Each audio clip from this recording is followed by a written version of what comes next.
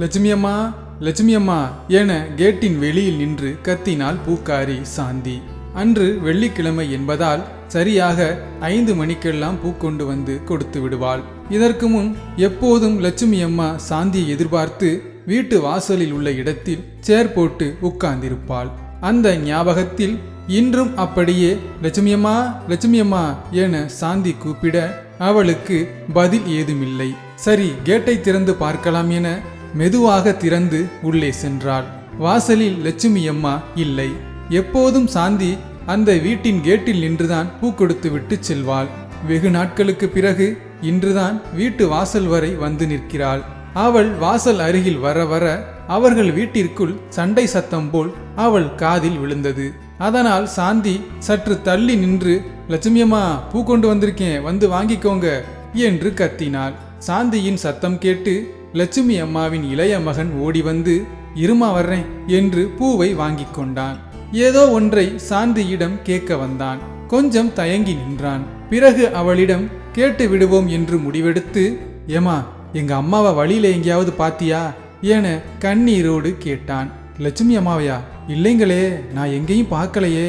அம்மா கோயிலுக்கு போயிருப்பாங்களோ என்று சாந்தி கேட்டதும் லட்சுமி அம்மாவின் இளைய மகன், எல்லா இடத்துலையும் தேடி பார்த்துட்டேம்மா, எங்கேயும் அம்மாவை காணோம். வீட்டில் ஒரு சின்ன பிரச்சனை. அம்மா காலையிலேயே எங்கேயோ போயிட்டாங்க. எங்கே போனாங்கன்னு தெரியல. பயமா இருக்கு. நீ எங்கேயாவது பார்த்தீன்னா எங்க அம்மாவை வீட்டுக்கு கூட்டிட்டு வந்துருமா என்று பாவமாக கெஞ்சினான். கொஞ்ச நேரத்தில் லட்சுமி அம்மாவின் மூத்த மகன் ஓடி வந்து சாந்தியிடம், ஏமா, எங்க அம்மா எங்க போயிருப்பாங்கன்னு உனக்கு தெரியுமா? தெரிஞ்சா சொல்லுமா ப்ளீஸ், உனக்கு என்ன வேணாலும் தர்றேன் என்று அழுது விட்டான். அவனுக்கு இன்னும் திருமணமாகவில்லை. குடும்ப வாழ்வில் அவனுக்கு நாட்டம் இல்லாததால் லட்சுமி அம்மா வற்புறுத்தியும் அவன் ஒண்டிக்கட்டையாகவே வாழ்ந்தான். அவனுக்கு அம்மா என்றால் உயிர். சாந்தியிடம் ரொம்பவும் கெஞ்சி கேட்டு அழுதான். இளைய மகன் பாசத்தை விட மூத்த மகன் பாசம்தான் சாந்தியை வியப்படையச் செய்தது. அதனால் மூத்த மகனுக்கு ஆறுதல் சொல்லும் விதமாக, ஏங்க, என்ன நீங்க சின்ன பிள்ளை மாதிரி அழுகிறீங்க? லட்சுமி அம்மா எங்க போயிருக்க போறாங்க, வந்துருவாங்க, பயப்படாதீங்க என்று மூத்த மகனுக்கு ஆறுதல் சொல்லிவிட்டு அவளுடைய புதிய போனில் லட்சுமி அம்மாவின் போட்டோவை இணையதளம் வாயிலாக பகிர்ந்து வாங்கி கொண்டு கண்டிப்பாக கண்டுபிடித்து தருவதாக சொல்லிவிட்டு அவள் திறந்த கேட்டை சாத்திவிட்டு சென்றாள். எங்கெல்லாம் பூ கொண்டு செல்வாளோ அங்கெல்லாம் தன் போனில் உள்ள போட்டோவை காட்டி கேட்டு பார்த்தாள். ஆனால் யாரும் பார்க்கவில்லை என்று சொன்னதும் கொஞ்சம் சோர்ந்து போனாள். இரவு 9 மணிக்கு மேல் ஆகியும் லட்சுமி அம்மாவை கண்டுபிடிக்க முடியவில்லை என்றதும் மிகவும் சோகமாக தன் வீட்டிற்கு திரும்பினாள். அவள் வீட்டு திண்ணையில் யாரோ ஒருத்தி உட்கார்ந்திருப்பது போல் இருந்தது. ஆனால் அது யார் என்று தெரியாததால் உன்னிப்பாக கவனித்தபடியே வந்தாள். அங்கு இருந்தது அவள் இதுவரை வீதி வீதியாக தேடிய லட்சுமி அம்மாதான். இவ்வளவு பெரிய பணக்காரி தன் குடிசை வீட்டில் வந்து உட்கார்ந்திருப்பது சாந்திக்கு ஆச்சரியத்தை கொடுத்தது. வேகமாக வந்து தன் பூக்கூடையை இறக்கி வைத்துவிட்டு, அம்மா, என்னம்மா, என் வீட்டுக்கு வந்திருக்கீங்க என்று கேட்டதும், ஏன் சாந்தி, நான் உன் வீட்டுக்கு வரக்கூடாதா என கேட்க, அதுக்கில்லம்மா, உங்க வீட்டில் எல்லாரும் உங்களை காணோம்னு தேடுறாங்க. நீங்க என் வீட்டில் இருக்கீங்க. உங்க பெரிய மகன் உங்களை காணோம்னு அழுகிறாருமா. அவரை பார்த்தா ரொம்ப பாவமா இருக்கு. வாங்கம்மா, உங்க வீட்டுக்கு போவோம் என்று கெஞ்சினாள் சாந்தி. இரு சாந்தி, என் மூத்த மகனை நினைச்சுதான் எனக்கு கவலையே. அவன் ஒண்டிக்கட்டையாவே இருக்கிறதுனால தான் என் சின்ன மருமக மொத்த சொத்தையும் எனக்கே கொடுன்னு கேட்குறா. உன் மூத்த மகனுக்கு தான் கல்யாணம் பண்ணலையே, அவருக்கு எதுக்கு பாதி சொத்தை பிரித்து கொடுக்குற? அந்த சொத்தை வச்சு அவர் என்ன பண்ண போறாரு அப்படின்னு கேட்டு என்கிட்ட சண்டை போடுறாமா. அதில் கோவப்பட்டு தான் வீட்டை விட்டு வந்துட்டேன். ஆனால் எங்கே போகிறதுன்னு தெரியல, அதான் உன் வீட்டுக்கு வந்துட்டேன் என லட்சுமி அம்மா அழுக, அழாதீங்கம்மா, ஏன் உங்கள் மூத்த மகன் கல்யாணம் வேணாம்னு சொல்கிறாரு? என்னத்தான் பார்க்க வைக்க யாரும் இல்லை. எவனை நம்பி கழுத்தை நீட்டுறதுன்னு தெரியாமல் தனியாக காலத்தை ஓட்டிக்கிட்டு இருக்கேன்.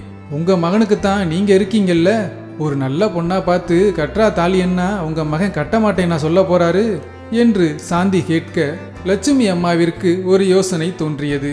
அதை வெளியில் சொல்லாமல், சாந்தி, இன்னைக்கு நைட்டு உன் வீட்டில் தங்கவா, காலையில் என் வீட்டில் என்னை கொண்டு வந்து விட்டுட்டு வந்துரு என்று லட்சுமி அம்மா சொன்னதும் சாந்தி சரி என்று சொல்லி இருந்த கஞ்சியை ஊற்றி இருவரும் சாப்பிட்டனர். இருவரும் வெகு நேரம் பேசிவிட்டு தூங்கினார்கள். காலை பொழுது விடிந்ததும் சாந்தி எழுந்து வீட்டு வாசலை கூட்டி கோலம் போட்டு பால் வாங்கி வந்து டீ போட்டு லட்சுமி அம்மாவை எழுப்பி கொடுத்தாள்.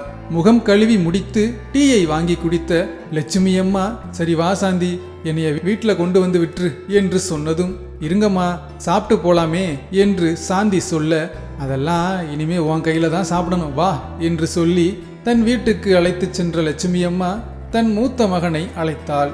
அவன் தன்னுடைய அம்மாவை பார்த்த சந்தோஷத்தில், அம்மா வந்துட்டியா, எங்கம்மா போன என்று அழுதான். அவனை ஆறுதல் படுத்திய லட்சுமி அம்மா, டேய் தம்பி, நான் ஒன்று சொல்லுவேன், அதை கேட்குறேன்னு சொல்லு, அப்பத்தான் அம்மா வீட்டுக்குள்ள வருவேன் என்று சொல்ல, சரிம்மா நீ சொல்லு, நான் கேட்குறேன் என்று பாசமாக மூத்த மகன் சொல்ல, சாந்தியை நீ கட்டிக்கணும் என்று சொன்னதும் சாந்திக்கு அதிர்ச்சியாக இருந்தது.